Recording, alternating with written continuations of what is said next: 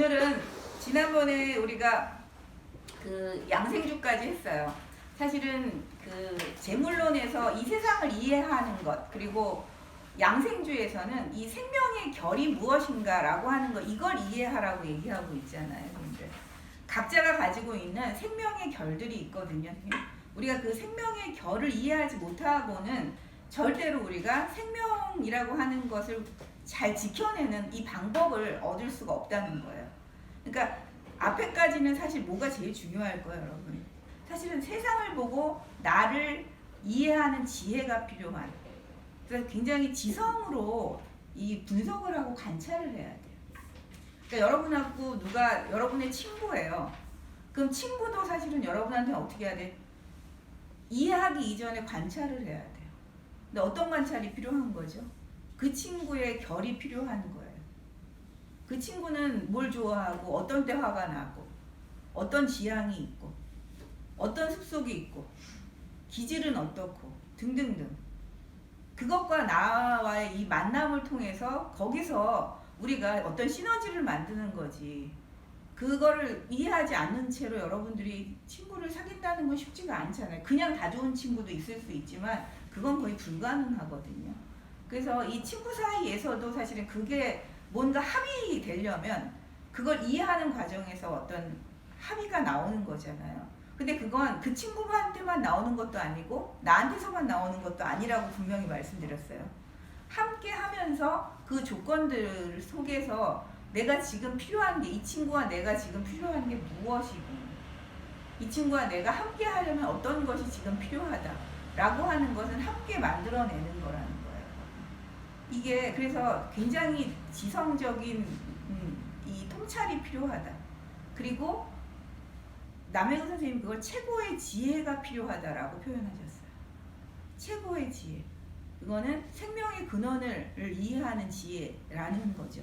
결국 그걸 한마디로 요약하면 생명의 근원에 대한 이해를 앞에 양생주까지 우리가 했다라고 말씀드릴 수 있거든요.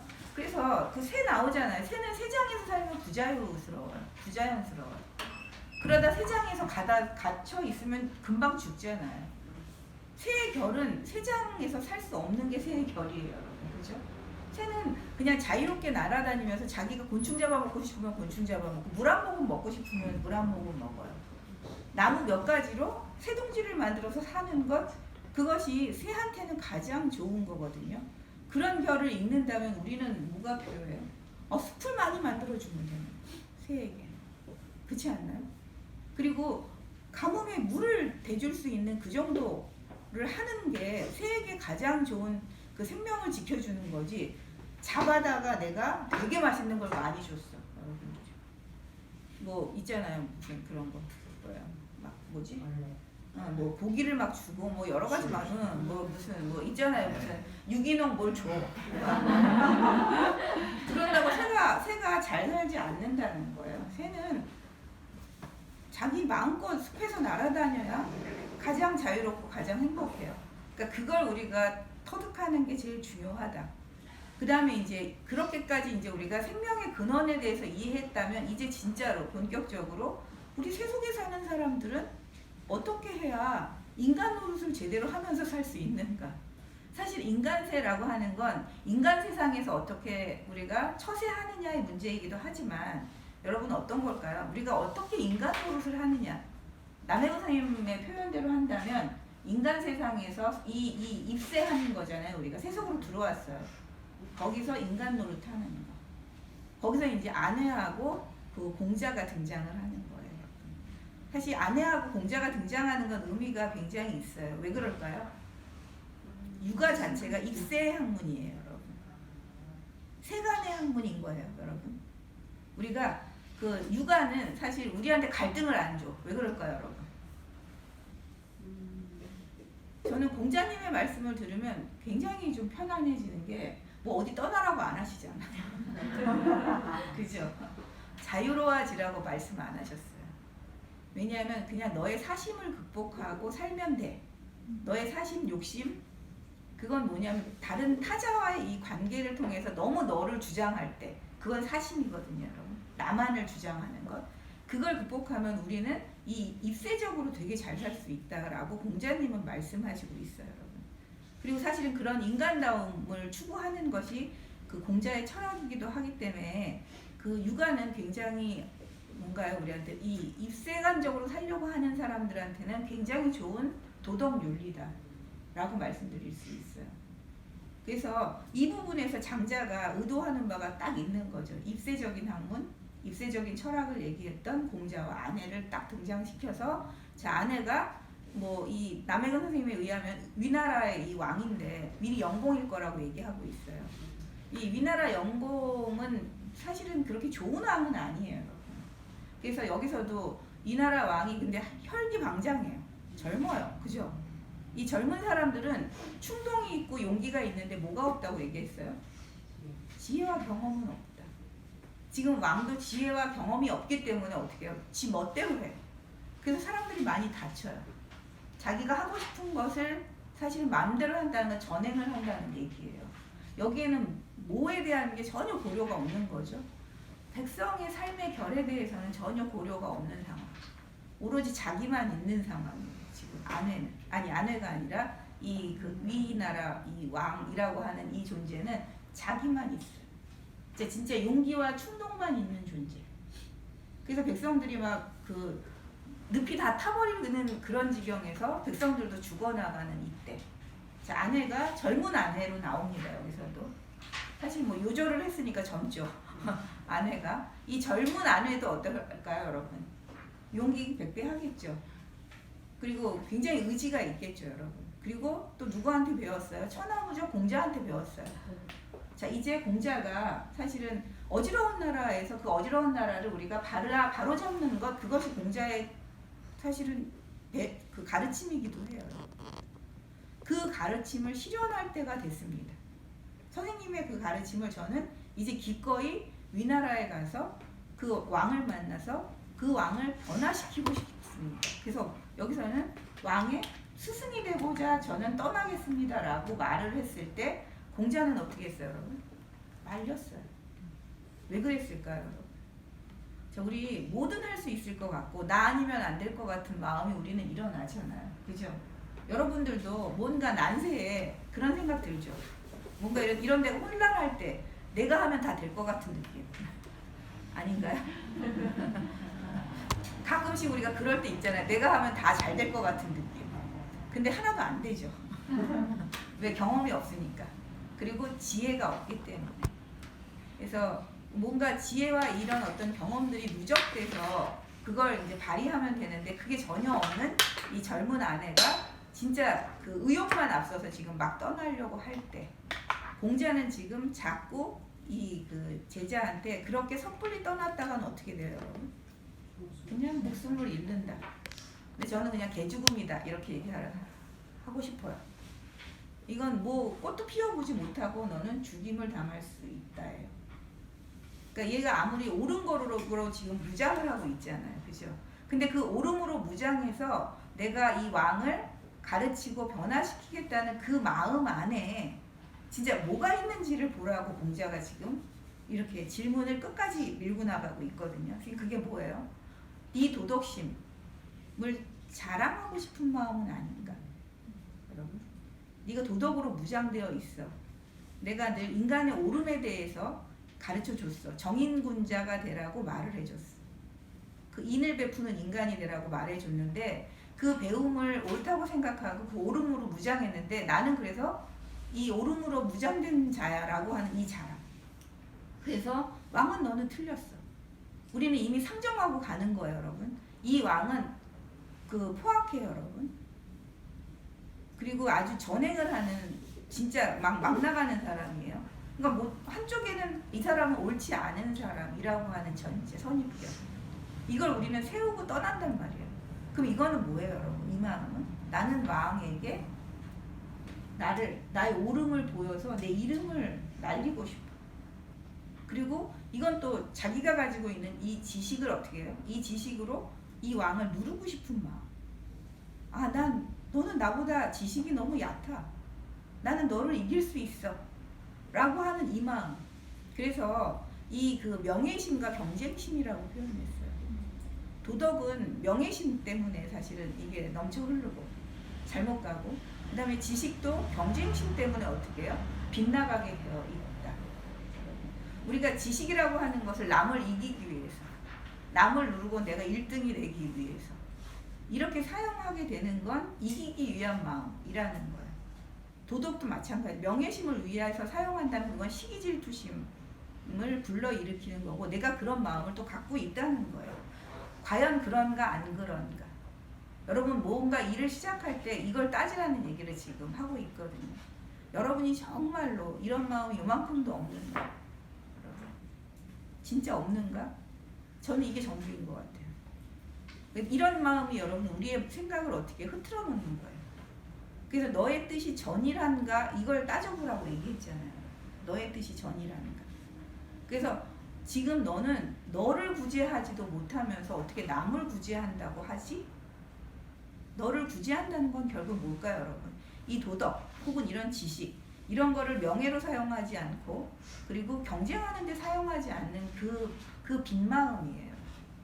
진짜 그런 빈마음을 가질 수 있는가? 여러분 손톱만큼도 그게 없을까요? 저는 여기서 공부를 할 때 마음을 많이 비웠다고 생각하는데, 그래도 제가 막 가르치는 입장에서 가끔씩은요, 제가 안 가르치는 것을 막 너무 잘 얘기하는 사람 보면 질투심이 나요. 그쵸? 왜냐면 그게 좋은 마음이 막 생겨야 되잖아요. 와, 청출어람이야 막 이러면서 좋아해야 되는데, 어떨 때는 그 마음이 안 일어날 때도 있어요. 왜? 나한테 있는 어떤 욕심, 그게 앞설 때, 진짜 마음이 비워지지 않을 때도 있거든요. 진짜 그렇게 한순간도 안 일어날 수 있을까요? 그렇게 해서 가면 내가 막 간다고 생각해 보세요. 예전에는 여러분 사실은 뛰어난 인재는 왕을 찾아가는 게 아니에요. 왕이 자기의 스승이 될 만하다고 생각하는 사람은 왕이 찾아가는 거예요. 왜냐하면 자기가 먼저 찾아가는 건 굉장한 사심이에요, 여러분. 진짜 자기 이름을 드러내겠다. 왕을 가르치겠다. 그래서 내가 이 세상에서 가장 훌륭한 사람임을 입증하겠다라고 하는 이 마음을 사실 안 가질 수가 없기 때문에 예전의 인재들은 삼가했어요. 재주가 있어도 안 찾아가요. 임금이 급해서 찾아올 때까지 기다리는 거. 그래야 임금한테 소리가 들어갈 거 아니에요. 그러기 전에 여러분 찾아가면 임금이 길을 열어줄까요? 안 열어요.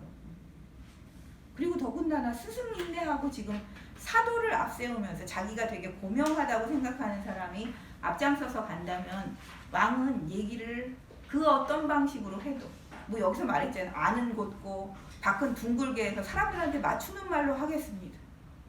아니면 지금 저의 말로 하면 안 되고 옛날 사람의 말을 통해 가지고 임금에게 그 가르침을 주겠습니다.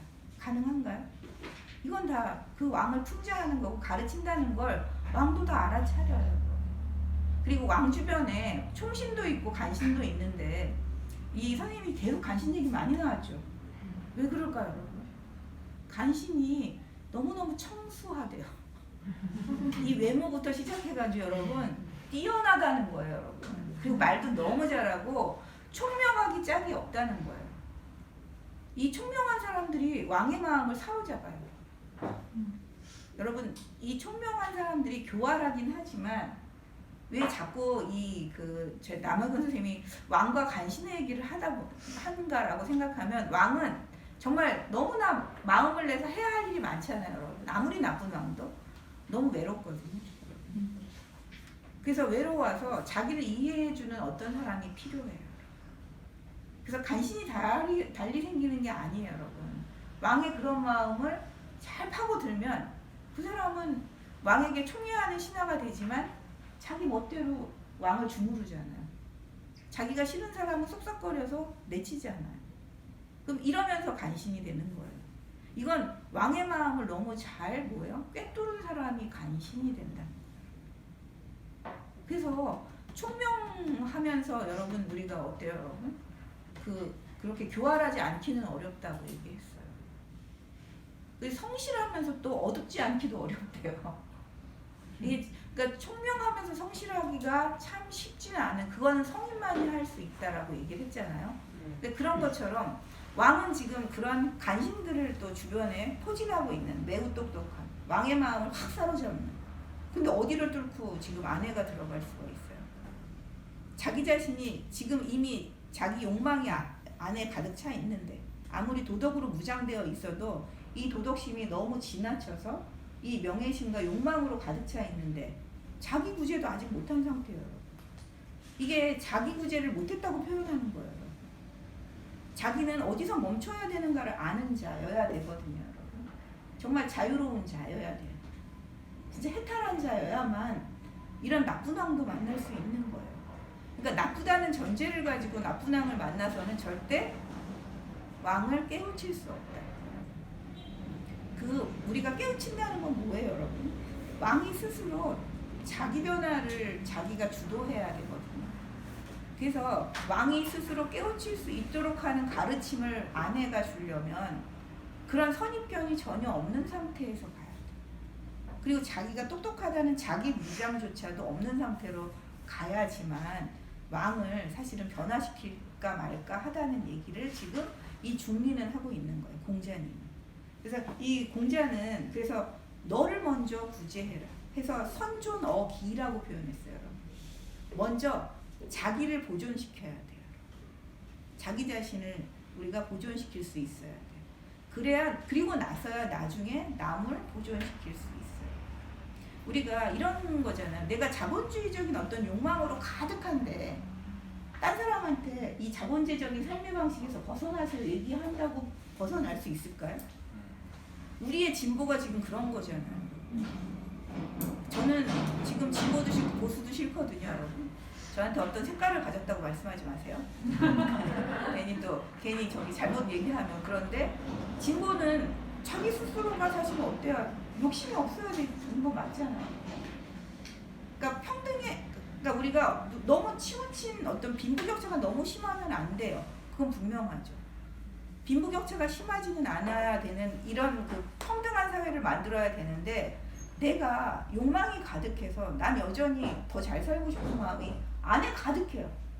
그런 사람이 진보를 외치면서 불평등을 얘기한다면 사회가 바뀔 수 있나요? 절대로. 그러니까 그걸 자기 구제를 먼저 자기 구원이라고 하는 이 부분에서 정말 우리는 그 당당함이나 떳떳함이 있을까요? 그러니까 그걸 지금 묻는 거예요. 이게 제가 굉장히 비정치적인 책이라고 장자를 말씀드렸지만 이런 면에서 보면 굉장히 정치적인 책이기도 합니다, 여러분. 장자는. 그래서 그렇게 얘기하면서 뭐라고 얘기했죠? 자, 그 모든 것을 다 이제 했는데도 아직 아내는 불만스러워요. 난 갈 수 있을 것 같은데. 선생님, 저는 도덕심도 뭐 이런 그 선입견도 내려놓고 갈 수 있을 것 같은데요. 근데도 공자는 아직 안 됐어. 왜? 그렇다고 해도 막상 가면 어떻게 돼요? 그런 마음이 겉으로 일어난다는 거예요. 나는 오라라고 하는 것이 이게 일어난다는 거예요. 이게 우리가 그러니까 이 양강한 이 기운을 가지면 그걸 내려앉히기가 되게 쉽지는 않대요. 그래서 그게 막 뻗쳐 오른다는 거예요. 그리고 내가 옳은 말을 한다고 해도 그 주변의 신하들은 어떻게 해요? 왕 주변에서 나를 받아들이지 않게 해요. 기분 나빠해요. 내가 옳은 말을 하면 더더욱 기분 나빠해요. 저 초짜가 뭐지? 이렇게 생각한다는 거예요. 그래서 어떻게 해요? 이 사람을 모함하고 쉽게 죽일 수 있다는 거예요. 어떤 사람이나 어디에 들어가나 그럴 수 있는 그 위험성. 그리고 그렇다 하더라도 또 아직 인정세태에 대한 이해가 없어요. 인간의 감정에 대한 이해가 아직 부족한 상태. 이런 여러 가지들을 생각해 보라는 거예요. 그럼 뭐 이러면 완벽한 인간만이 임금을 찾아갈 수 있는가? 이제 여러분들이 또 그런 반발심이 있겠지만 어쨌든 내 마음 안에서는 그런 모든 것을 다 내려놓고 갈 수 있는가? 그럴 때 그 공자님이 얘기하는 게 뭐라고 얘기했어요? 너는 마음의 재개를 하거라였어요. 그걸 이제 우리가 기억하셔야 돼요. 심재라고 표현해요. 심재, 마음의 목욕 재개. 그래서 이 아내와 중리 이야기의 핵심은 어디에 있는 거죠, 여러분? 심재에 있어요. 그 심재는 그 나쁜 왕, 포악한 왕을 찾아감에도 불구하고 뭐예요? 이 포악하다는 그 분별심. 나와는 매우 다른 사람이라는 그 분별심 이런 걸 내려놓는 과정이에요. 그래서 진짜 나의 마음을 호령하게 만드는 거, 비운 채 만드는 거. 이게 사실은 그 심죄예요. 그래서 심죄 나오는 부분을 한번 여러분들 책을 한번 펴보세요.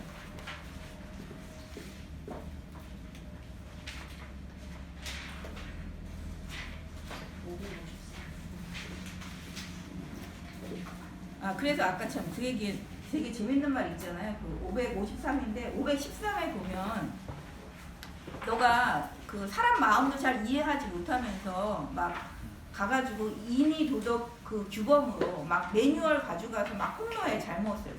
그럼 사람들이 너를 어떻게 보냐? 재수 없는 인간이라고 보는 거예요. 그래서 여기서 진짜 죄인이라고 얘기했어요. 재수 없는 사람. 그래서 그 너만 그 사람들을 재수 없게 보는 게 아니라 네가 재수 없다고 하는 그 사람들도 너를 재수 없게 봐. 그러니까 우리 진보와 보수가 합을 맞출 수 없는 게 이거 아닐까요, 여러분? 진짜 왜 합이라고 하는 것을 한 번도 한순간도 할 수가 없죠? 사실 이렇게 진짜 코로나 상황에서 생명이 이렇게 왔다 갔다 하는 상황에서조차 왜 보수 진보는 왜 뜻을 하나로 합칠 수가 없을까요, 여러분? 이제 서로 잘하니까. 서로 매뉴얼을 가지고 옳다고 얘기하니까 진짜 서로에게 뭐예요, 여러분? 재수 없는 사람에 불과하는 거예요. 애초에 그렇게 부합하고 싶은 마음이 요만큼도 있지 않은 존재들. 애초에 그냥 분별심으로 그냥 가득해서 상대를 대할 뿐인 거죠. 그래서 서로 똑똑하다고 얘기하고 있는 상황. 저는 우리 지금 정치 상황하고 똑같은 것 같거든요. 이렇게 있는, 그래서 그거를 하나의 교조처럼 단단히 붙들어지고 있는 그 상태. 우리가 그것만 절대로 오라라고 하는 진짜 그 왜 매뉴얼 그대로 수행하는 사람들 있잖아요. 되게 교조주의적으로 하는 이 사람들한테는 진짜로 우리는 교화되지는 않잖아요, 여러분. 그죠? 그걸 강제로 하면 우리가 굴복할지언정 마음으로 받아들이기는 되게 힘들거든요. 그러니까 그걸 우리가 마음으로 받아들여서 내가 그렇게 깨닫게 되는 과정까지는 그게 쉽지가 않아요. 그래서 심죄를 말한 거예요. 553쪽에 이 심죄는 한번 읽어볼게요, 여러분들. 557쪽이네요. 심죄가 나오는 그 부분에 여기는 그 원문을 읽어보세요. 한문 아니고 그냥 그 번역된 원문을 한번 읽어봐 주세요. 시작. 중리가 대답했다. 너는 생각을 한 것으로 모아 정리가 되라. 소리로 귀로서 듣지 말고 마음으로서 들어라. 마음으로서 듣지 말고 귀로서 들어라. 삼각작용이 귀에서 정지하고 마음속의 생각이 정지하여야 도와 보합한다. 이때 귀한 내심이 허려하면서도 외부 물리세계와는 여전히 상대적인 것이다. 노는 내심의 허려한 경계를 오래 인돼서 보인다. 허령함이 곧 마음의 재개다. 자, 이 허령이라고 하는 이거 마음의 재개는 뭐예요? 마음의 목욕지게. 왜 그 아내가 선생님 저는 집이 가난해요. 사실 공자의 제자 중에 그 가난한 제자 중에 하나잖아요, 여러분. 근데 가난해서 뭐예요? 저는 술도 안 마시고 오신채도 안 먹고 그래서 너무나 몸이 깨끗해요. 그랬더니 그 제사 지낼 때 몸을 그렇게 단정하게 깨끗하게 하는 것을 말하는 것이 아니다 라고 하면서 이 얘기를 해준 거거든요. 근데 이 얘기를 한번 보면 마음을 전일하게 해요. 하나로 우리가 집중해야 돼요. 그래서 소리를 귀로 듣지 말래요, 여러분. 귀로 들은 것도 굉장히 많은 오해가 있을 수 있어요. 그죠? 이미 이 듣고 싶은 것만 듣잖아요, 우리는. 내 귀는. 그래서 귀로 듣지 말고 뭐로 하래요? 마음으로써 들어. 근데 마음도 여러분이 마음 가는 데가 따로 있죠. 마음도 마음이 부합하는 것만 받아들여요. 그래서 마음으로도 받아들이지 말라라고 얘기한 거예요. 그러면 청각작용은 귀에서 딱 정지시켜요, 여러분. 우리 감각기관 이걸 정지시켜요. 그리고 마음속에서 일어나는 무수한 생각들, 이거는 굉장히 많은 선입견들이겠죠. 혹은 내가 이미 가지고 있는 관념들, 통념들, 이런 것들을 딱 정지하래요. 정지해서 오로지 뭐예요, 여러분? 귀로 소통하라. 귀로 들어라. 귀란 아무것도 없는 거예요. 이 귀에는 분별이라고 하는 것들이 덕지덕지 붙어있지 않은 상태. 여러분이 그냥 태어난 그 자체예요, 여러분. 사실 그냥 그 여러분이 태어나서 아무것도 가지지 않았었을 때 그 상태, 그 비운 상태. 그러면 물리세계와는 내 마음은 허령해졌어요. 근데 물리세계와는 그렇지만 여전히 상대적이다라고 얘기했거든요. 내 마음은 비어있지만 이 바깥 세계는 뭐예요? 그대로 여러분 보이는 건 그대로 다 보여요. 여러분은 여러분대로 있어요. 이게 해석이 여기는 이렇게 되어 있어요. 그래서 우선 외부 실제에 대해서 외부는 실제하는 것이다 라고 내가 여전히 느끼던 어쨌든 지금 수양으로 들어가는 첫 단계는 어떤 거냐면 우선 내 마음을 비울 것. 내 마음 안에 있는 자아가 있다. 내 마음 안에 실제가 있다. 변하지 않는 실제 여러분. 영원한 실제, 독립적인 실제 이런 것이 있다라고 생각하는 이 마음 이것도 사실은 비운 상태예요. 그래서 그 딴 선생님들은 번역을 어떻게 얘기를 하냐면요. 내가 마음을 비우면 모든 만물이 어떻게 해요? 내 마음에 깃들어요. 요거 해석도 저는 괜찮다고 생각해요. 근데 지금 남해근 선생님은 왜 이렇게 외부 세계를 물리 세계가 상대적인 것이다라고 표현하시냐면 이걸 약간 좀 제가 생각하는 불교적으로 받아들이시는 분이 있고 이걸 이제 수양의 첫 단계에서 여기까지 들어가는 거 이거는 약간 초보 단계라고 생각하시는 부분이 있어요. 여기서 이 심지를 처음 설명할 때 이 안에 그 중리가 너는 요 정도 단계까지는 일단 먼저 들어가 봐 라고 하는 나가 없다라고 하는 이 상태 내가 없는 허령한 상태 이거는 불교식으로 얘기하면 무아예요. 여러분. 무아. 그 무아는 뭐냐면 나라는 것이 없어. 나라는 것의 본질이 없어. 나의 것은 없어. 여러분 이렇게 생각하는 것이 무아거든요. 그래서 그런 상태로 만드는 것. 그래서 외부 대상은 어쨌든 실제로 보이든 어쨌든 그렇게 상대적으로 있다 하더라도 내 마음을 이 비운 상태가 되면 비워진 그 상태가 되면 외부 사물을 내가 어떻게 봐? 그 다음 단계에선 다르게 바라볼 수 있겠죠. 그래서 그렇게 하고 나면 여기서 표현하기를 여러분 그 559쪽 보세요.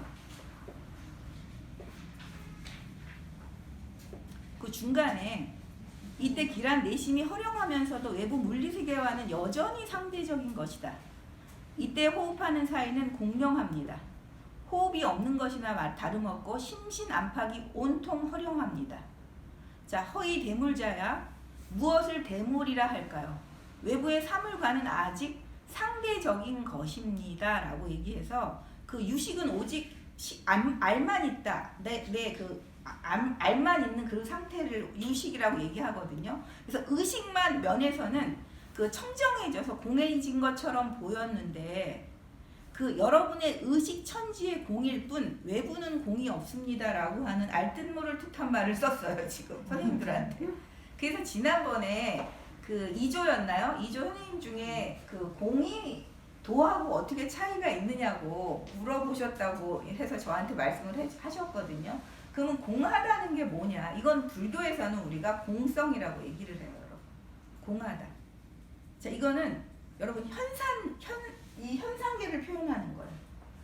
현상계는 어떤 존재 방식을 가지는가라고 할 때 여러분 이 형상을 가지는 것들은 어떤 존재 방식을 가지는가 이걸 물었을 때 공하다라고 표현해요.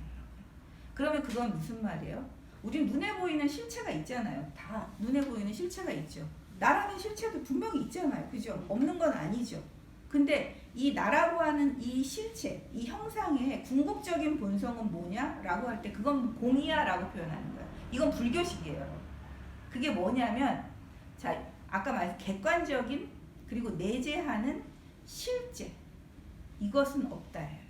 이게 공이에요. 그러니까 모양이 없다는 게 아니에요, 여러분. 현상계가 존재하지 않는다는 게 아니에요.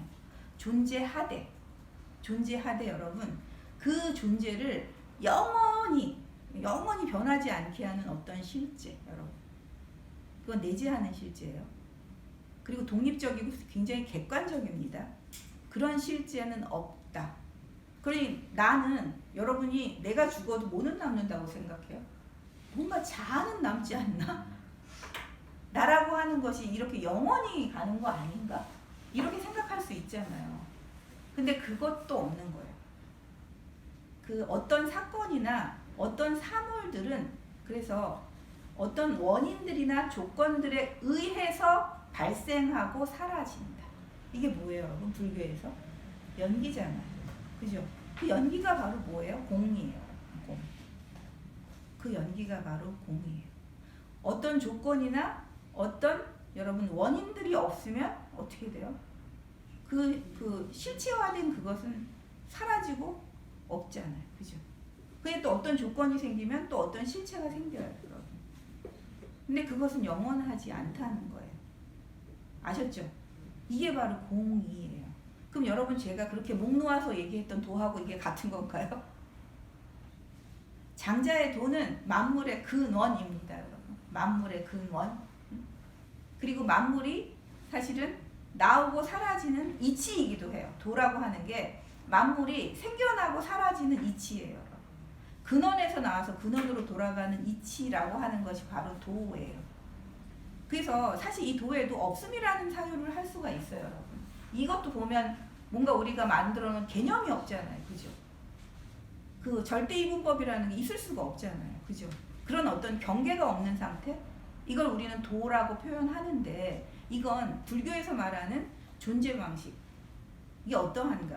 이 존재들의 어떤 그 형상의 궁극적인 본성은 무엇인가라고 묻는 이 공하고는 조금 다른 거죠. 이런 차원에서 본다. 저 성익재 선생님 대답이 됐나요? 성익재 선생님 질문하셨다고 해서 그게 바로 공성이에요. 그러니까 이 지금 이걸 이제 해석할 때 내 마음이 비었다라고 얘기할 때 그 비움은 여러분 마음이 없다는 게 아니에요. 여러분 아셨죠? 생각이 없다는 게 아니에요. 뭐가 없는 거예요 그러면? 마음에 절대적인 어떤 진리, 내 마음에 어떤 절대적인 진리, 영원한 실제, 객관적인 실제 이런 것은 없다라고 하는 거예요. 그래서 그런 마음을 비운 게 바로 여러분 뭐겠어요? 그게 허령함이에요. 이 허령함이기 때문에 그러면 아까 말한 외부 대상과 만날 때마다 나는 어떻게 돼요 여러분? 비웠기 때문에 그 즉각, 그 현장에서 지금 여기에서 그 접속 그 순간에 뭔가 거기서 일어나는 생성이 있는 거예요. 거기서 새로운 생성을 만들어낼 수 있는 것. 그러니까 옳다 그르다라고 하는 이 절대적인 어떤 자기 편견, 일종의 자기 편견이에요. 이걸 가지고 나쁜 왕을 만나면 나쁜 왕은 계속 나쁜 왕일 수밖에 없어요. 그래서 이렇게 만나면서 그 다음 얘기를 뭐라고 얘기했어요? 아내가 이제 이걸 말을 듣고 아내는 되게 똑똑한 제자입니다. 가서 정말 이걸 한 거예요, 여러분. 좌정을 했겠죠. 마음을 비우는 이 연마를 했겠죠. 그랬더니 뭐가 사라졌대요? 선생님, 처음에는 아내가 있더니 어느 순간 아내가 사라졌습니다. 안회를 비웠습니다. 라고 얘기를 했어요. 이런 부분에서는 사실 불교의 공하고 상당히 이게 사실 통하는 부분이 있어요. 왜 불교가 중국에 그렇게 자연스럽게 잘 들어왔을까요, 여러분? 노자장자 때문에. 노자장자의 무아, 이런 이야기, 그 심재, 뭐 허령 이런 얘기를 하기 때문에 사실 불교가 처음 번역될 때는 격의 불교라고 해서 도거식, 그러니까 도교식 이 도가식 그 용어로 번역이 된 거예요. 그래서 사실 무아 이런 말도 다 어떤 말이에요? 이게 사실은 도가식입니다. 여러분. 그래서 쉽게 이해가 됐기 때문에 통하는 부분은 있어요. 근데 이 공성을 보는 차원과 이 도를 보는 차원은 매우 다르다는 거. 우리는 생명의 근원에 대해서 얘기를 하고 있는 거예요, 여러분. 이건 인간이 공은 뭐냐면 여러분이 그 사물을 지각하는 방식이 부처님이 보기에는 잘못되었다예요. 여러분이 지각하는 그 존재 방식은 잘못되었다. 그러면 실제 하는 그 형상은 뭐냐? 그 존재들은 어떻게 존재하느냐? 그것은 공이야 라고 이렇게 이제 그걸 찾아낸 거죠. 부처님이 찾아낸 거예요. 그러면 우리는 어디도 매이지 않을 수 있잖아요. 집착하지 않을 수 있죠, 여러분. 그죠? 영원한 나도 없다는데, 여러분. 매 순간 행위로서만 존재한다는데 뭐가 있을 수 있어요? 없잖아요. 그래서 요 얘기 허령함입니다 라고 얘기를 했어요. 그리고 이제 요 얘기가 나와요. 562쪽 찾아보세요.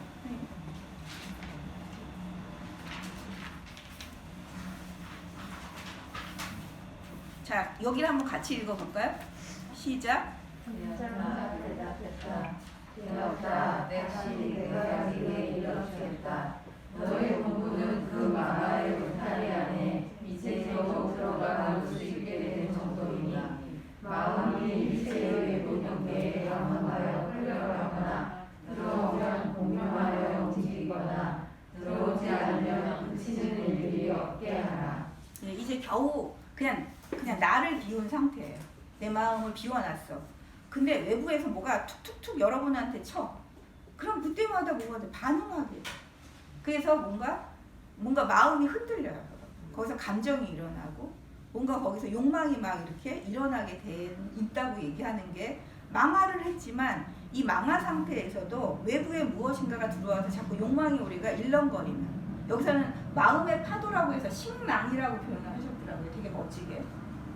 그 인식의 이 파도예요, 여러분. 막 파도가 일어나고 이런 것들이 일어난다면 그건 어때요, 여러분? 그 허령이 깨지는 상태예요. 그렇게 되면 또 외부 사물하고 우리가 진짜 접속하기가 너무나 힘들어요. 진짜 그 자체로 받아들인다는 게 너무 힘들어요.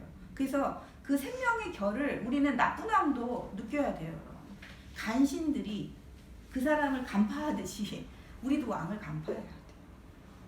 그래서 그 결에 이렇게 잘못 흘러가고 있으면 어떻게 해야 돼요? 그 물꼬를 터줘야 돼요.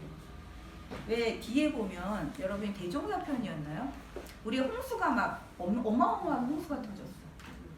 그럴 때 댐도 막 그 부서져서 막 같이 흘러가요. 그럴 때는 어떻게 해야 된다고 얘기하시죠? 이 사람이 진인이라면, 진인은 진짜 사람이에요, 여러분. 어떻게 하라 그랬어요? 자, 살피라 그랬잖아요. 물에 파고 그 길이, 그걸 봐서 물꼬를 탁 터줘야 돼요. 어떤 지점에서 딱 보고서 여기서 물꼬를 탁 어디로 터줘요? 바다로 흘러가게 해줘야죠. 바닷길로. 그렇게 해서 물길을 잡는 거지 그냥 무조건 댐을 쌓는다고 잡혀지지 않는다는 거예요. 이런 거 보면 억지로 일을 하지 않는 거예요. 이게 바로 여러분 무위예요. 자, 이제 우리가 좀 이런 개념에 익숙해져야 되는데, 무위는 억지로 하지 않는 것이거든요. 이 자연의 결에 따라 일을 하는 거예요. 자연의 흐름에 따라 일을 하는 거예요. 그 존재의 흐름에 따라서 넘치면 어떻게 해야 돼요? 여러분, 우리가 그거 넘치는 것을 퍼주고 부족하면 채워주는 거예요. 여러분, 이게 바로 자연대로 우리가 움직이는 일이에요. 여러분, 우리가 자연 그럼 아무 일도 하지 않는 게 아니라 일을 엄청 바쁘게 해요, 여러분. 여러분, 이 장자처럼 살려면 어떠실 것 같아요? 무지 피곤할 것 같지 않나요? 저는 장자처럼 살기 싫어요. 왜? 공자님이 말씀하신 것처럼 그것만 이렇게 지키고 살고 싶어. 인의 예지 이렇게 하면 그것만 하고 싶어요. 이건 인의 예지라고 하는 매뉴얼도 없고 어떤 것도 없어요. 내가 존재와 어떤 사건과 어떤 사물과 만났을 때마다 그때마다 뭐래요? 그 흐름을 읽어내야 돼요.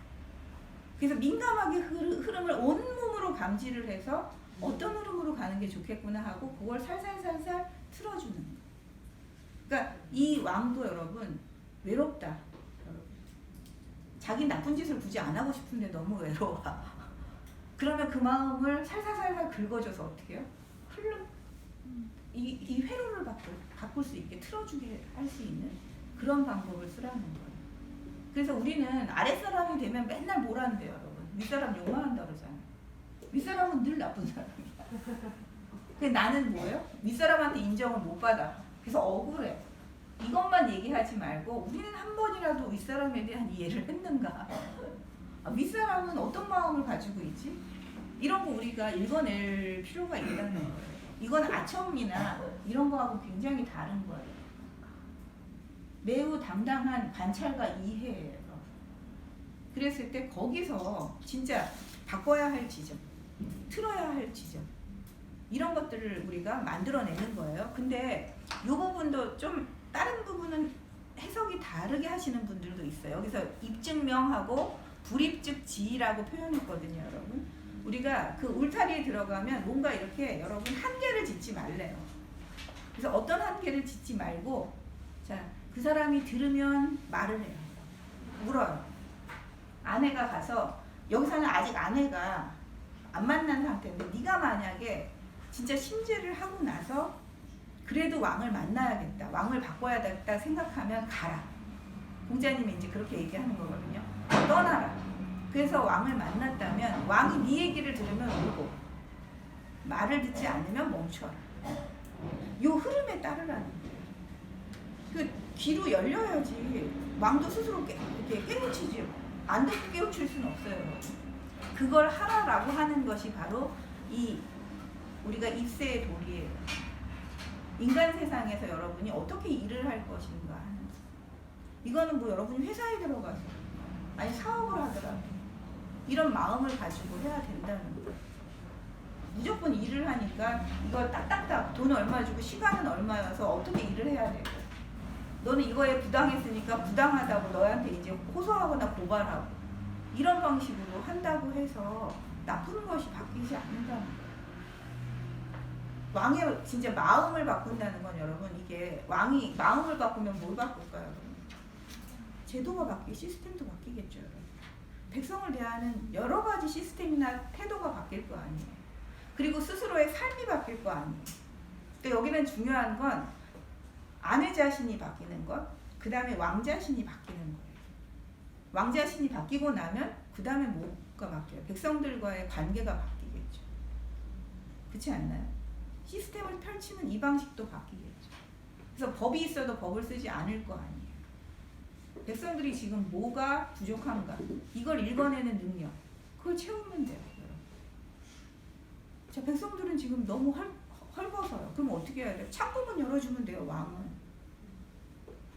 그 흉년이 들었어, 그러면 세금을 낮춰주면 돼요. 이게 바로 양생의 결을 읽는다는 거예요. 그게 양생이에요. 생을 도모한다는 게 뭐겠어요? 그래서 이렇게 간결한 거라고 얘기를 했어요. 이렇게 평범한 것을 하는 것, 그게 할 수 있도록 하는 것, 그게 아내가 지금 수양을 통해서 그 경지를 얻어내야 한다는 거예요. 그래서 모든 것을 자로잰 듯이 뭔가 제도로 혹은 법으로 옳고 그름이라는 윤리로, 규율로, 계율로 이것만 가지고는 절대 불가능한 상태. 그러니까 이걸 한다는 게 바로 인간세에서 여러분 인간으로 살아가는 길이에요. 그래서 외교관인 석공자고 얘기도 그래서 나오는 거예요. 인간 세상에 살면 여러분 우리가 받아들여야 할 것도 있다고 얘기했어요. 어떤 걸 받아들여야 한다고 얘기했어요? 부모를 공양하는 거죠. 부모와 자식으로 연결되어 있어요. 그렇죠? 사실 불교에서도 출가자가 있고 제가자가 있잖아요. 그죠? 그 출가한 제자들도 있고 제가 그냥 그 우리가 결혼 생활을 하면서 이 수행을 하는 제가 그 제자들도 있거든요. 그런 것처럼 이 지금 장자도 그 얘기를 하고 있어요. 세속에 들어가서 아주 세속적으로 사는 사람들도 있습니다. 외교관의 역할을 하는 사람들도 있어요. 자, 외교관의 역할을 하면서 이 세상에 살려면 사실은 누구를 만나요? 아버지, 어머니는 나를 낳아주셨어요. 공양해야 돼요. 자, 그리고 나는 누구를 모셔요? 왕을 모셔요. 내가 한 나라 안에서 왕을 모시는 이상 뭐예요? 왕에 대해서 진실한 마음을 보여줘야 되는 거예요. 그게 충이에요.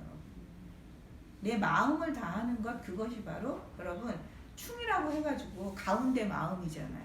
충자가 마음을 지키는 거예요. 가운데 마음을 지키는 거예요. 이게 무슨 나라에 대한 충성이라고 하면 여러분 되게 싫어하시잖아요. 근데 우리가 누군가와 만나서 어떤 것을 우리가 뭔가를 도모할 때 여러분 우리 마음을 딱 다 하는 건 이건 성실함이거든요. 속이지 않는 거. 이 마음은 어디서나 지켜야 되는 거예요. 그걸 장자에서도 그건 인간의 기본 도리라고 얘기하고 있어요. 근데 그게 어떤 건지는 양상은 다 달라요. 사람을 만날 때마다 달라져요. 그 충의 양상은 달라지는 거예요. 그거는 너에게 뭐예요, 여러분? 그건 너에게 주어진 운명이야 라고 얘기했어요. 이건 운명 같은 거예요. 벗어날 수가 없어요, 여러분. 여러분은 운명을 거부하죠. 인생은 내가 만드는 거야 막 이러시죠. 우리는 뭐예요? 근데 자본주의의 후예들이기 때문에 여러분 뭐든지 우리는 만들 수 있어 라고 하지만 어쩔 수 없는 것들이 있어요. 내가 의도하지 않았는데 닥치는 것들이 있어요. 그죠? 나쁜 것이든 좋은 것이든. 근데 부자가 되는 건 운명이라고 여러분 생각 안 해. 그죠? 돈을 다 잃으면 맨날 운명이라고 얘기해요. 그러니까 여러분들이 늘 좋을 때는 운명이란 말을 절대로 안 씁니다. 근데 좋은 것도 운명이고요. 나쁜 것도 운명이에요. 그래서 좋은 것도 오고 나쁜 것도 와요.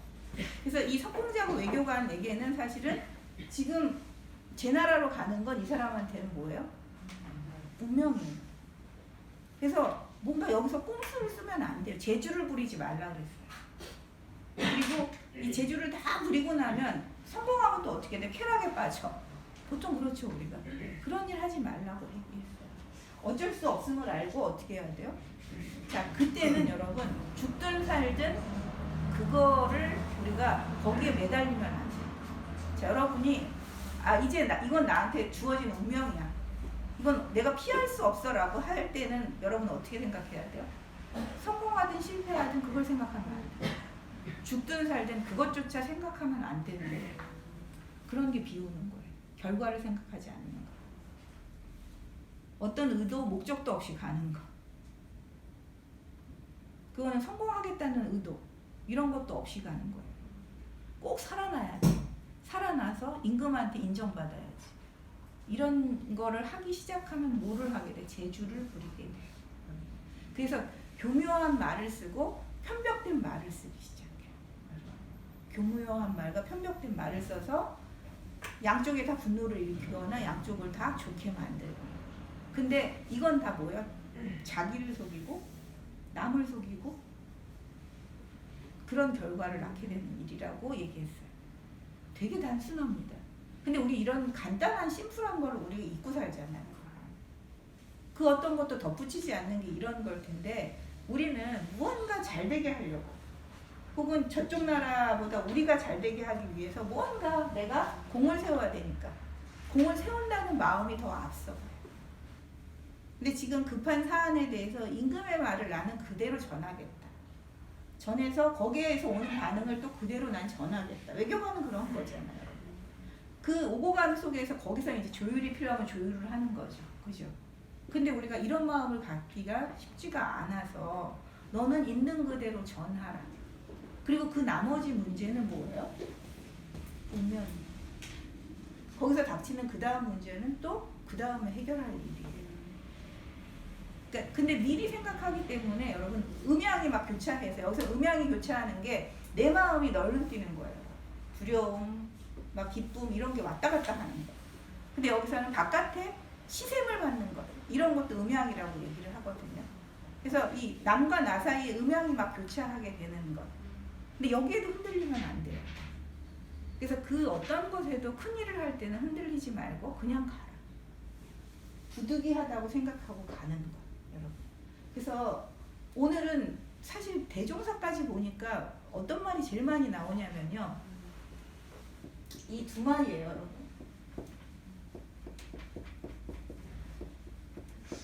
운명과 같이 편안하게 여겨라. 편안하기를 운명과 같이 여겨라. 운명을 생각하는 것처럼 그렇게 편안하게 여겨라. 이렇게 해석할 수 있어요. 요거 하나 하고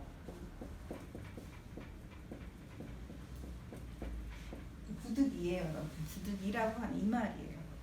안에서도 나오고 뒤에 뭐 모든 것에서 부득이라는 말이 나와요.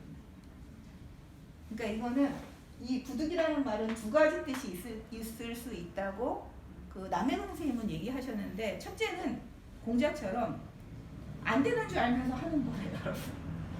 안 되는 줄 알면서도 하는 거. 그게 부득이한 거. 어찌할 수 없어서. 자, 이게 공자가 막 주유천하했어요. 근데 세상이 바로 잡아질 거고 왕이 내 말을 들을 거라고 생각했나요, 여러분? 자기 방식대로 이 국가가 경영이 될 거라고 생각하고 다녔나요? 안 될 줄 알았어요. 그게 쉬운 일이 아님을 알면서도 어떻게 했어요? 그것이 나에게는 선이에요. 그 선을 나는 계속해서 사람들 사람들한테 말할 필요가 있기 때문에 안 되는 줄 알면서도 계속 하고 다니는 것. 그게 바로 부득이함이에요. 자, 안 되는 줄 알고 어느 선에서 멈춰야 돼요. 그 멈춰서 거기서 알맞게 조정하는 것. 그게 부득이함이라고 얘기를 해요.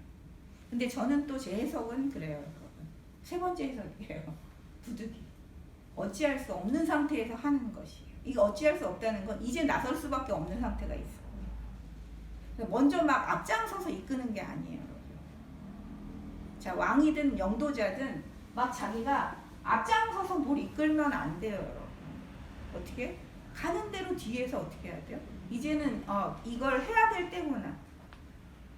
그 어쩔 수 없는 그 선. 이제는 일어나야 할 때. 뭔가를 시도할 때.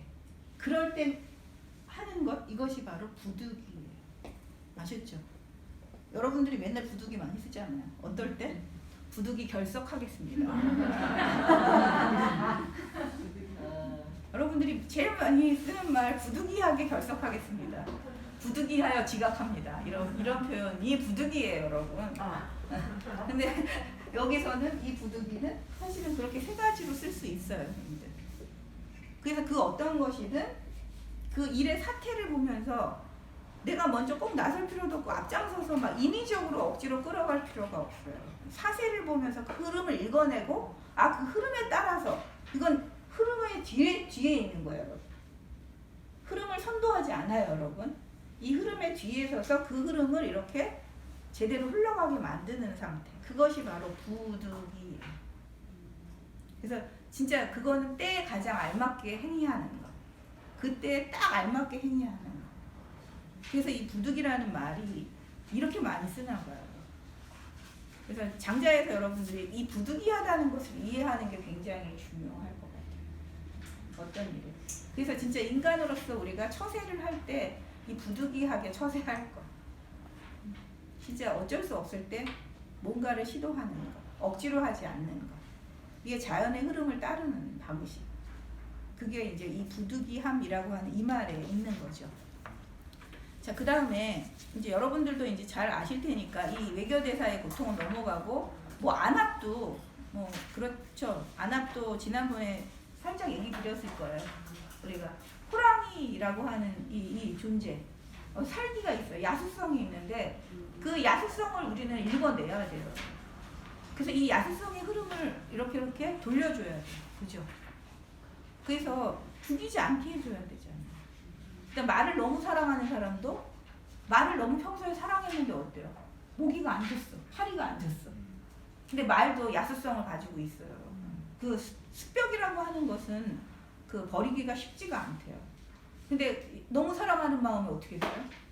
등짝을 가서 때려준 거잖아요. 그랬더니 말이 도리어 이 말을 사랑하는 사람을 덮쳐서 죽이게 만드는. 이거는 이 말의 이 뭐예요, 여러분? 충동? 이걸 막 이 사람이 뒤에서 막 도와준 거잖아요. 이 충동을 건드리는 거거든요. 이 야수성을 안 건드리면서 진짜 이 말을 사랑한다면 여러분 우리가 조심해야 되잖아요. 파리가 있어도 파리가 날아갈 때까지 기다려야지. 자기가 치면 안 돼요, 여러분. 그러니까 여러분 이런 거 억지로 조장하는 거예요, 이렇게. 뭔가 잘 되도록 내가 돕는 방식. 이거는 생명에게 별로 그닥 좋은 방식은 아니에요. 여러분이 아이를 키울 때 아이의 그 흐름을 잘 따르셔야 돼요. 아이에게도 자기 생명의 리듬과 흐름이 있겠죠, 여러분. 그죠? 근데 걔에게도 넘치는 게 있고 부족한 게 있을 거 아니에요. 그런 걸 잘 읽어내서 넘칠 때 잘라주고 부족할 때 채워주는. 그래서 그 충동을 살리는 이런 방식, 야수성을 살려주는 이런. 우리는 요즘에 야수성이라고 표현하지 않고 인간의 파충류성이라고 얘기하거든요. 인간이 갖고 있는 그 파충류의 공격성, 그 야만성, 이런 것들을 막 그 살리는 방식으로 우리가 걔를 충동질할 수 있어요. 그럼 그런 걸 어떻게 잘 돌릴 것이냐. 그 몸과 마음의 요 길을 어떻게 터줄 거냐. 아까 물길을 터주듯이 어떤 방향으로 터줄 거냐 하는 거. 우리가 할 수 있는 건 딱 그만큼이에요. 그것도 부득이하게 하는 거예요. 나서서 앞장서서 막 조장하면 안 돼요. 절대로요. 그래서 그걸 얘기하는 부분이거든요. 모든 그 이야기를 하고 있어요. 그러면서 이제 인간세에서 또 굉장히 엉뚱하게 이런 얘기 쭉 하다가 뭐 얘기가 나왔어요? 쓸모없음, 쓸모 있음. 자, 우리가 쓸모 있다, 쓸모 없다라고 하는 요거는 어떤 관점에 의해서 요런 그 분별지가 나오게 된 건가요? 쓸모 있음과 쓸모 없음이라는 이 분별지는 어디서 나온 거죠?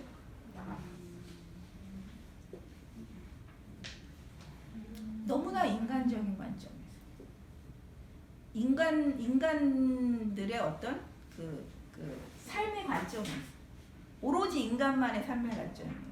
근데 그 인간만의 삶의 관점이라고 하는 것도 요 당시에 어떤 그 우리가 국가 공동체를 이루고 있는 그 사람들의 관점에서 사실은 쓸모 있음과 없음이 나오는 거잖아요. 그죠? 그래서 사실 나무는 인간에게 쓸모가 있다라고 하는 건 제목이 돼야 쓸모가 있는 거예요, 여러분. 그렇지 않은 나무는 쓸모가 없어요. 그건 인간의 눈으로 봤을 때 그런 거예요. 그죠? 근데 그냥 자연의 입장에서 본다면 어때요? 인간에게 쓸모 있는 게 쓸모 없는 것이고, 사실 인간에게 쓸모 없는 것이 걔네 나무에게는 굉장히 쓸모가 있는 거라는 거예요. 그래서 우리가 이럴 때 여러분 이제 그러면 나는 쓸모 없는 인간이 돼야지 또 막 좋아하시잖아요. 난 평소에도 쓸모 없는 인간이었어. 참 좋아하시는데 이제 그렇다기보단 우리는 이 관점을 넘어서자는 거죠.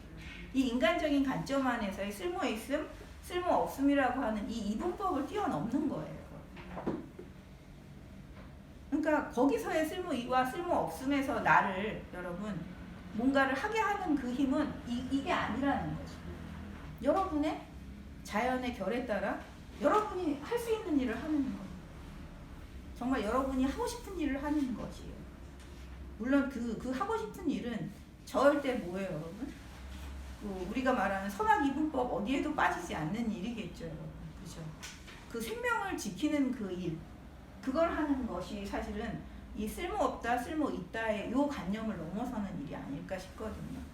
그러니까 그 나무는 그래서 여러분 그 큰 사당나무 있잖아요. 그 토지신을 모시는 그 사당에 나무가 된 애는 사실 쓸모가 있어도 잘리고요. 쓸모가 없어도 잘린다는 거예요. 어떤 인간들에게는 너무 쓸모 없어서 잘라버리는 경우가 많잖아요. 그러니까 우리가 어디에 갇히면 안 돼요, 여러분. 쓸모 있음을 장자는 나쁜 걸로 생각하는구나. 그럼 우리는 억지로라도 쓸모 없어져야 되겠구나. 이게 아니에요, 여러분. 그게 아니라 쓸모 없는 인간도 뭐 쓸모 없다고 재수 없다고 얘기 들을 수 있고 쓸모 있는 인간도 재수 없다는 얘기 들을 수 있어요, 여러분. 근데 이게 문제가 아니라 얘는 그걸 다 뛰어넘어서 뭐가 된 거예요, 여러분? 사당나무에 그 사람들이 와서 거기서 빌어요.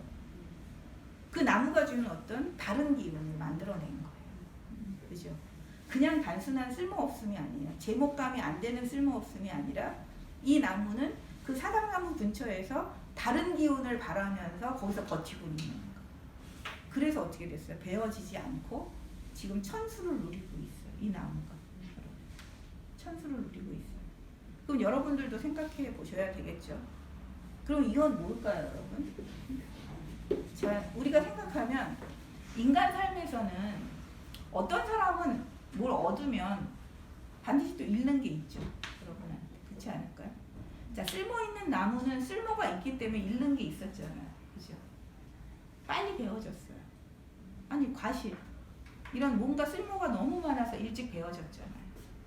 근데 또 어떤 것은 얻는 게 없으니까 또 그 잃는 것도 없는 상태.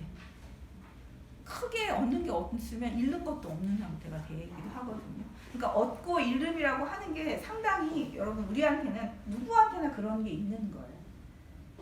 자, 우리가 백수를 얘기해요. 아까 막 백수 얘기하시던데. 돈을 안 버는 건 여러분한테 일단 뭐예요? 내가 가난하게 사는 거예요. 소박하게 살아요. 돈도 안 벌면서 사치하게 살면 그건 아예 살 수가 없어요. 근데 자, 돈을 안 버는 대신 그만큼의 많은 나한테 뭐가 주어진 거죠? 시간이 주어져 있어요. 그리고 뭔가 머리를 쓰지 않아도 되는 자유. 엄청난 빈 뭔가 시간들이 많이 주어졌을 때 남들이 못하는 걸 할 수 있어요. 이게 내가 기꺼이 백수가 된 우리가 선택의 이유가 되는 거예요. 백수가 됐는데 돈도 많아지고 또 다른 것도 다 잘할 수 있어. 이건 엄청난 욕심이라고 남해건 선생님도 얘기했잖아요. 우리가 신선도 되고 부처도 되고 부자도 되고 다 되려고 한다.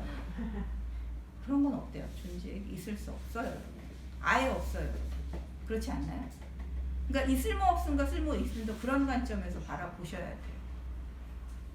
자, 내가 돈을 선택했어요. 그럼 그만큼의 시간을 어디다 투자하고 있는 거예요, 여러분들은.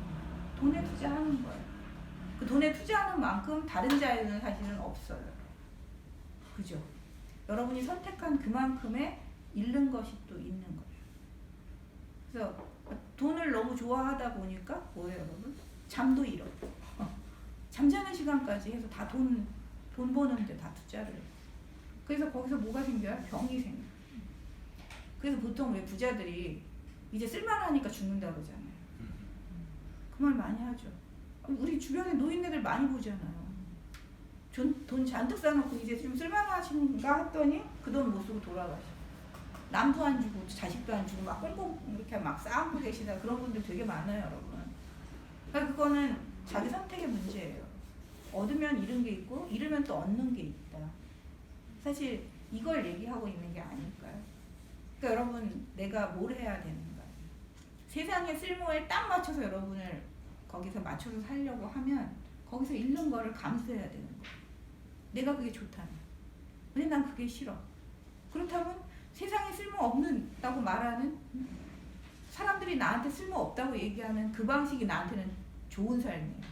내 생명을 살리는 삶이에요. 그럼 거기서 얻을 수 없는 거 있어요, 분명히. 그걸 포기하고 또 그걸 얻는 거예요. 자유를 얻는 거예요. 그러니까 이게 모든 것이 다 공존해서 내가 다 가질 수 있어. 이런 건 어떤 세상의 법칙에도 없다. 그래서 이 이분법을 넘어선다는 건 그걸 넘어서 초월하는 거지. 여러분, 다 얻었을 때 초월할 수 없다는 걸 꼭 얘기를 드릴게요. 그러니까 어떤 인간이 될래? 여러분이 생각하셔야 되겠죠. 그래서 그 쓸모없음의 그 쓸모. 그래서 이게 더 중요해요, 여러분. 우리는, 자, 또 안 들린다고 하니까 앉을게요. 그 유용지 용만 알아요, 여러분. 유용지 용. 쓸모 있음에 쓸모만 알아요, 여러분. 그쵸? 근데 사실은 그 장자는 이걸 말하고 있는 거예요. 우리는 모든 사람이 다 이것만 생각하니까, 인간은 너무나 인간적인 관점에서 유용지 용만 생각하거든요. 그래서 진짜 무용, 쓸모없는 것의 쓸모에 대해서는 아예 생각을 안 하고 살아요. 이 무용이 쓸모 있을 수 있다는 것에 대해서는 생각을 안 하는. 그러니까 이 무용을 강조한 거지, 여러분.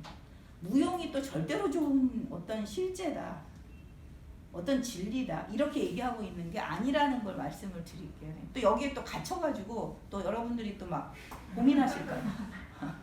그런 게 아니에요. 지금 너무 여기에 갇혀 있으니까, 자, 무용의 용도 굉장히 쓸모가 있어요. 그래서 오히려 우리가 그 지금 노동을 안 하는 것, 그것도 더 굉장히 무용하게 보이지만 자본주의 사회에서는, 근데 이것이 또 우리한테는 굉장히 큰 쓸모예요. 그죠? 다른 삶으로 가는 데는 굉장히 큰 쓸모예요. 이 소비 사회에서. 그리고 진짜 이 우주가 폭파할 것 같은 이 상황에서 돈 안 벌고 노동 안 하는 사람들은 어떻게 해요, 여러분? 우주를 폭파 안 시킬 수 있는 게으름. 돈을 뭔가를 덜 소비하는 것, 덜 입는 것. 이런 것들 때문에 굉장히 지구 차원에서는 유용해요, 여러분. 이런 걸 생각해요. 그러니까 우리는 이렇게 해서 우리의 길을 가는 거지, 절대 무용이 오라라 해서 가는 거는 아닙니다. 지금 이 상황에서 어떤 사람이 전 지구 차원에서 이 지구를 뜻하지 않게 우리는 에콜로지스트가 된 거예요. 백수로 사니까 여러분 어쩔 수 없이 부득이하게 에콜로지스트가 된 거예요. 그런 말 많이 하잖아요, 여러분. 사람들이 너무 부지런해가지고 완전히 막 밤낮으로 일을 하면 이 자연은 다 해체돼요, 여러분. 진짜. 그렇지 않을까요, 여러분? 지금 너무 집을 많이 져가지고 산은 다 깎잖아요. 너무 부지런한 사람들이 많아서 그래요. 근데 작은 집도 좋고 그렇게 그 집에 대한 욕망이 없는 사람 그 무용함 때문에 어때요? 그나마 이만큼의 그 자연이 있는 거 아닐까요? 죄다가 그러면 우리 진짜 조금 걱정은 돼요, 요즘에. 그거를 얘기하는 게 사실 무용지용이에요. 아셨죠? 그러니까 뭐 쓸모가 있어도 썰모가 없어도 일찍 죽을 수 있다, 여러분. 근데 내가 어떤 것으로 갈 거냐 하는 이 문제. 이게 되게 중요한 문제라는 거예요. 그리고 지금 현실이 어떤가를 보는 게 굉장히 중요해요. 여러분, 우리가 어떤 반대 방향으로 갈 때, 그리고 사람들이 다 달려가는 그곳으로 가지 않고 그것을 역행해서 가거나 거기서 탈주할 때, 그 탈주는 그 현실을 내가 어떻게 보느냐, 이게 되게 중요한 거예요.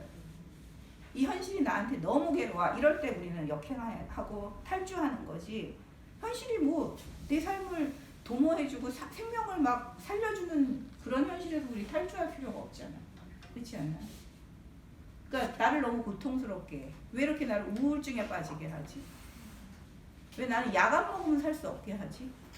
제가 요새 너무 그 피부가 막 뭐가 나가지고 요새 약을 너무 많이 먹었대. 약물 중독이라고 막 얘기하는데 진짜 몽롱해요, 여러분. 제가 너무 약을 많이 먹어서. 어쨌든 그런 약을 많이 안 먹고 살 수 있는 그런 삶으로 우리가 이렇게 벗어나려고 하는 것, 그것이 우리가 현재에 대한 자유인 거예요. 아셨죠? 그래서 무용지용도 사실은 그 자유를 얻기 위한 것을 말하기 위해서 이렇게 얘기하고 있다는 거. 그래서 잃고 얻음이 있다는 걸 얘기하기 위해서 누구를 말한 거예요, 여러분? 지리소라고 하는 이 배치가 되게 의도적이다. 여러분, 이 장자의 이 네 편의 배치는요, 조금 제가 봐도 상당히 뭔가 묘수가 있는 배치예요. 그래서 이 쓸모 있음과 쓸모 없음을 얘기하고 지리소를 탁 얘기했잖아요. 지리소라는 사람은 막 상투는 머리 그 하늘로 뻗쳐 올라가고 이게 곱추예요. 그 이 곱추 이 사람은 곱추에서 몸을 잘 못 쓰지만 어떻게 해요? 바느질을 해. 그렇게 해서 자기 5 식구를 먹여 살려요. 자, 세상에서는 이 사람을 어떻게 바라봐요? 쓸모없다. 그걸 바라보는 거죠. 그렇죠? 그리고 뭔가 이 부모는 이런 사람이 나왔을 때 뭔가 세상에서 나는 뭔가 잃은 것 같다라고 생각하지 않았을까요? 그랬는데 어때요? 이 지리소는 충분히 한 사람 몫을 하고 5 식구를 먹여 살릴 수 있어요. 겉으로 보기에는 되게 쓸모없게 보이는데 쓸모가 있잖아요. 그리고 사실 국가적인 관점에서 보면 이 사람은 어때요, 여러분? 군대를 안 가요. 전쟁이 터져도 징집되지 않아요. 사실 그래서 군대를 가서 영웅이 될 수는 없어요, 지리소가. 생각해보세요. 영웅이 될 수 있는, 없어요. 그런데 이 사람은 뭐예요? 징집되지 않아서 죽지 않고 자기 식구를 또 먹여서. 이건 또 얻은 거예요. 잃은 만큼 얻은 것도 있어요, 여러분. 그래서 그 징집된 그 사람들이 막 군대 가려고 쫙 줄 서 있는 가운데를 막 활개를 쳐도 아무도 안 잡아가. 여러분, 우리 요새 병역 문제가 얼마나 많아요, 생기는데요. 그래서 이 병역 문제에서 생각하면 이 사람은 얻은 게 있는 거예요. 우리가 이 그 신체상의 이런 것 때문에 이 사람을 여러분들은 이제 우리가 뭐 비정상이네, 쓸모없네, 불쌍하네 이렇게 보지만 어떤 존재 그 자체의 차원에서 보면 국가라고 하는 이 시선만 벗어나면 이 사람은 어때요? 되게 대자유인이에요, 여러분. 마음껏 살 수 있어요.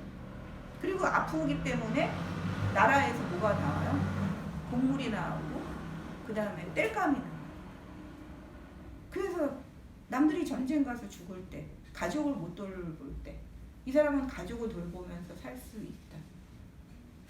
저는 이게 장자가 이 시대에 이렇게 그 우리가 이제 가장 다루기 어려운 사람들의 이야기잖아요. 장애인 이야기.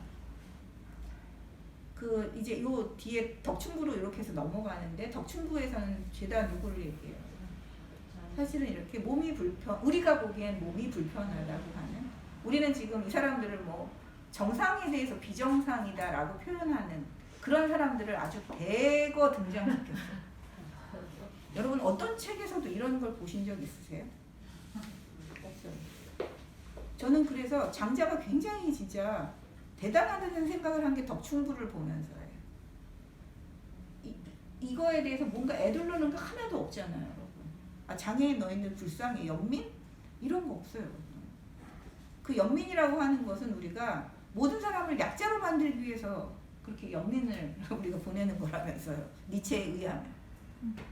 진짜 이 약자의식이 하나도 없어요. 이 존재는 지리소는 지리소 그 존재 자체로 정말 살아요, 여러분. 너무 당당하게. 너무 건강하게. 이게 바로 우리 그 니체 세미나 앞으로 위대한 건강. 저는 이게 위대한 건강이라고 생각하거든요. 몸이 온전치 않다고 건강하지 않게 않게 사는 게 아니에요, 여러분. 이런 게 위대한 건강이에요. 그래서 지리소는 그렇게 해서 사는데 이 외형이 딴 사람은 부족하다고 얘기하지만 이 사람은 뭐예요? 덕으로 충만해요. 자기가 부족하다고 하는 의식 자체가 없어요. 내가 결함이 있는 존재야 라는 의식조차 요만큼도 일어나지 않는 상태. 그렇게 자기 삶을 잘 꾸리는 자. 여기에 뭐가 있나요, 여러분? 이게 이거야말로 무형의 용이라고 하는 이 삶을 너무 잘 보여주고 있는 게 사실은 지리소의 삶이에요. 그러니까 여러분이 뭘 추구하느냐, 방향을 어떤 방향을 두고 있느냐, 이게 참 중요한 거잖아요. 아내한테도 그렇게 얘기했죠. 인생관이 뭐냐. 어떤 사람은 나는 평생 잠만 잘래. 이게 인생관인 사람이 있다고 말했잖아요. 그러니까 우리가 그걸 이제 얘기를 해야 돼요. 나는 우리 식구들 먹여 살리는 거, 그걸 나의 인생관. 내가 우리 식구들과 사실 즐겁게 먹여 살릴 수 있는 이걸 나는 하는 거. 그 외에 다른 건 아무것도 없어. 그걸 하면 이 사람 국가적인 영웅도 사회적인 뭐 관리도 그것도 불필요한 거죠. 이 사람한테는. 그렇죠? 지리소는 지금 자기가 그런 몸을 가지고 타고났다고 하는 이거 안지양명한 존재. 이게 덕충부의 모든 존재는 뭐를 했어요, 여러분? 안지양명을 한 거예요. 그 운명에 대해서 굉장히 편안하게 여긴 자들, 운명에 흔들리지 않은 자들.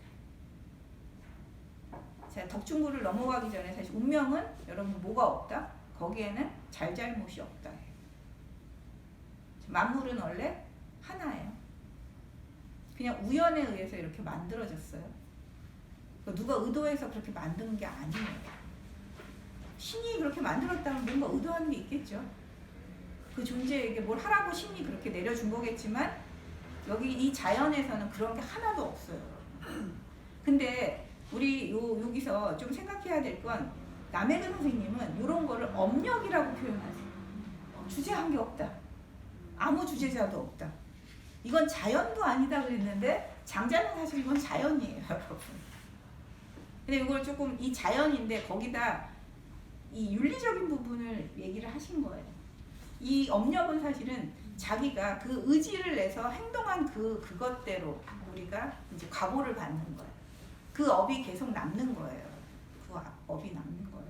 그래서 그 업이 저장된 장소가 여기서 그 아레야식이라고 하는 제8식 있잖아요. 여기 간간히 계속 나올 거예요. 선생님들이 아레야식이 뭐야 이러는데 사실은 그 업력이 저장되어 있는 장소, 그게 아레야식이에요. 그건 내가 예전에 무적돼서 그 행으로 남는 그것이 뭐 유전자 정보처럼 계속 나한테 남는. 그래서 나를 이렇게 만든 거죠. 근데 장자에서는 전혀 도가에서는 그런 식으로 얘기 안 하고 그냥 저절로 그렇게 되는 거예요. 그러니 운명에는 잘잘못이 없는 거예요. 사실 따지면 선악, 시비 이런 거 정상, 비정상, 쓸모있음, 쓸모없음 이런 가치 개념으로 운명을 바라볼 수 없다예요. 그래서 덕충부에서 그 모든 사람들이 외발이든 두 다리가 없든 이 사람들은 다 어떻게 해요? 세상에 당당하게 서서 뭐를 하죠? 스승이 되는 거예요.